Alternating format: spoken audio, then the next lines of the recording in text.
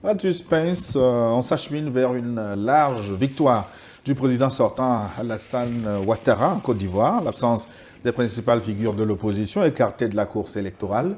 Le leader du RHDP va s'offrir un 4e mandat. Doit-on craindre une nouvelle crise électorale comme celle de 2010-2011? Nous en parlons avec nos consultants ce dimanche 26 octobre au plateau. Maître Eric Emmanuel Sosa.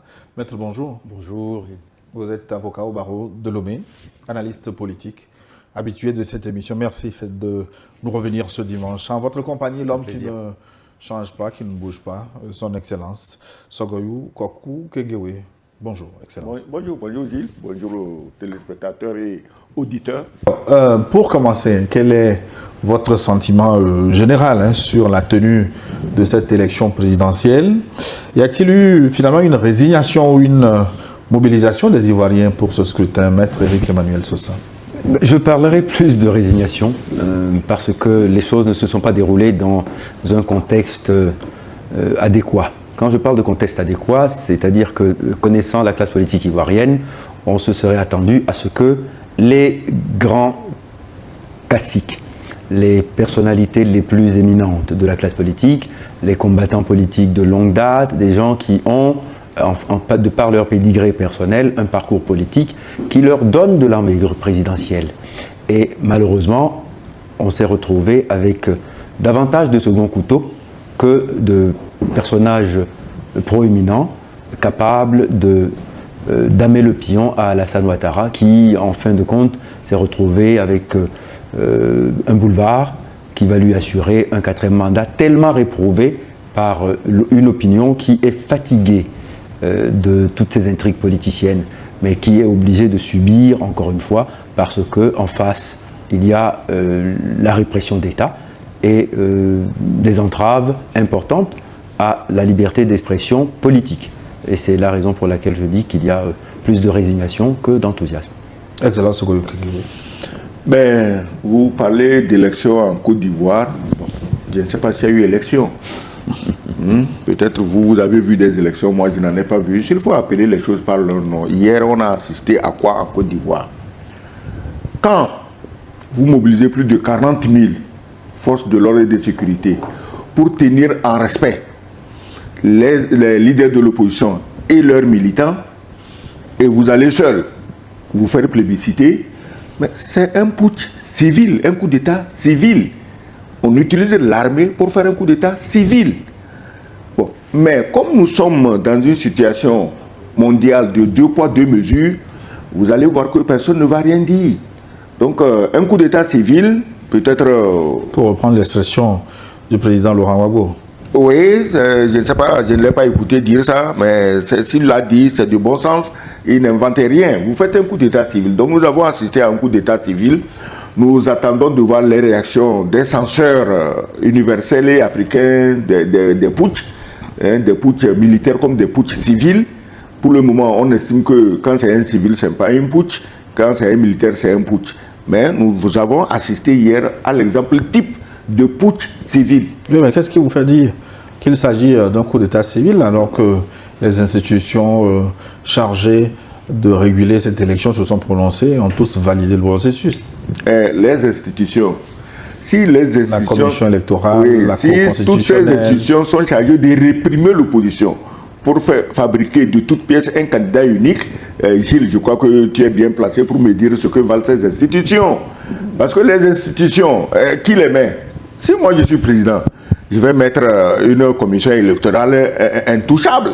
Je vais mettre une cour constitutionnelle plus costaud que la muraille de Chine. Je vais mettre. Alors où est le problème? Tu es seul maître à bord, tu décides, tu mets tes amis, tu mets tes complices. Ceux qui ne veulent pas être tes amis ou tes complices, tu les achètes. Et puis le tour est joué. Je crois quand même qu'il y a des choses, il ne faut pas les faire. Il y a des choses, il ne faut pas les faire. Il ne faut pas les faire.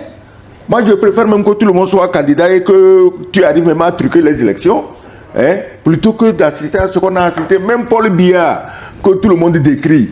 Mais Paul Biya, quand même, il a mis un candidat qui aujourd'hui peut oser dire qu'il a gagné. Mais Paul Biya a également écarté un opposant de poids, oui, le leader historique. Non, Maurice Kamto. arrêtez-nous vos histoires de leader historique là. Ça suffit. En Afrique, personne n'est irremplaçable là. Arrêtez-moi. Leader historique, leader charismatique, opposant radical, opposant gna gna gna. On cherche tous les adjectifs négatifs pour mettre sur les opposants. Oui, mais est-ce que vous dites que votre argumentation sur la Côte d'Ivoire est valable pour le Cameroun dans la mesure où non, le Cameroun c'est mieux. La figure de proue. J'ai dit le Cameroun c'est mieux. Même si ce n'est pas parfait, puisque tu parles de figure de proue, qui l'a fait figure de proue? Il a été désigné par quel peuple? Je l'ai dit ici la dernière fois. Tu parles de Maurice Kamto. À chaque fois que tu l'entends parler, tu es sûr qu'il va gagner les élections, mais il n'arrive même pas à s'imposer comme candidat. Qu'est-ce que vous voulez qu'on fasse? Non. Donc, s'il n'est pas candidat, on ne peut jamais jauger sa figure historique ou charismatique. On ne peut pas. Maurice Kamto a déjà été candidat. Il a montré de quoi il est capable. Oui, mais je dis que Maurice Kamto n'est pas allé. On a mis Chiroma qui est allé et qui prétend avoir gagné. En Côte d'Ivoire aujourd'hui, là, tu connais quelqu'un dans la bande de Pierre Nikelé qui ont accompagné le président Ouattara. Tu connais quelqu'un qui peut oser sortir dire qu'il a gagné? Maître Sosa, est-ce que le processus judiciaire, finalement, ayant écarté des candidats, a-t-il affaibli de manière durable le système démocratique ivoirien? Non, vous savez, à chaque fois que je me retrouve sur ce plateau en face du doyen Kengewé, je suis frustré parce que j'aime bien quand on est en divergence et que le débat, en fait, offre finalement quelques aspérités. Oui. Mais là encore, je suis obligé d'être d'accord avec lui. Parce que tout à l'heure, il a parlé des censeurs. Mais moi, je vais parler plutôt des encenseurs. Au tout début de l'année, je crois, une émission au moment de l'élimination de M. Thiam. Et on avait parlé déjà en filigrane de ces élections à venir. Nous y sommes maintenant. Et vous voyez le scénario. Ce que nous avions prédit se réalise parfaitement, sans qu'on ait eu besoin de regarder dans quelques mares de café ou bourdes de cristal que ce soit. L'observation empirique de la vie politique de la Côte d'Ivoire et de ces hommes nous a permis de pouvoir aboutir à cette conclusion qui aujourd'hui fait que malheureusement nous ne sommes pas démentis. Donc oui, il y a eu des élections en Côte d'Ivoire, oui, on a assisté à un simulacre, oui, c'est une parodie totale de démocratie, mais c'est à ça qu'on nous a appris à nous habituer dans l'espace dit francophone.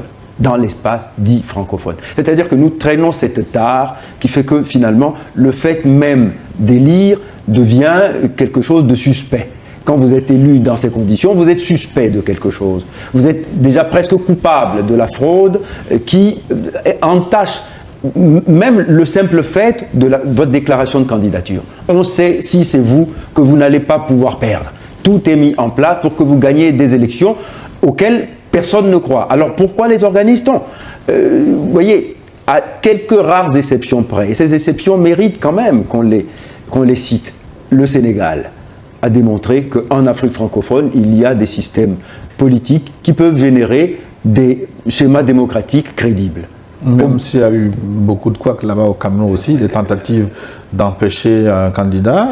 Oui, mais c'est pour ça que je dis que finalement, on a ici un schéma démocratique abouti. Parce que même malgré les coups de boutoir du pouvoir, malgré toutes les manigances pour empêcher ces candidats, du fond de leur geôle, ils sont allés directement de la prison à la présidence. Ça arrive en Afrique francophone. Donc ça veut dire que le Sénégalais a un génie particulier qui n'a pas d'exemple ailleurs en Afrique francophone. Maintenant, si vous voulez, il y a la deuxième exception qui est le Bénin, à côté de nous. Le Bénin sait organiser des élections, le Bénin connaît des présidents qui savent perdre des élections qui sont organisées et qui acceptent très sportivement de laisser la place à celui qui a gagné. Est-ce qu'on peut dire la même chose du Bénin de ces 10 dernières années? Mais totalement. Attendez. Parce que ce qui s'est passé en Côte d'Ivoire, au Cameroun, et un peu au Sénégal, se reproduit au Bénin avec des candidats écartés. Absolument pas. En 10 ans, c'est-à-dire en 2 mandats, a secrété au sein de ses collaborateurs des gens capables, parce que formés à son école, de lui succéder et de poursuivre son œuvre. Et pourquoi barrer la route aux adversaires? Attendez, quand vous dites « il a barré la route aux adversaires », c'est là où je voudrais qu'on revienne un peu à l'équilibre des institutions.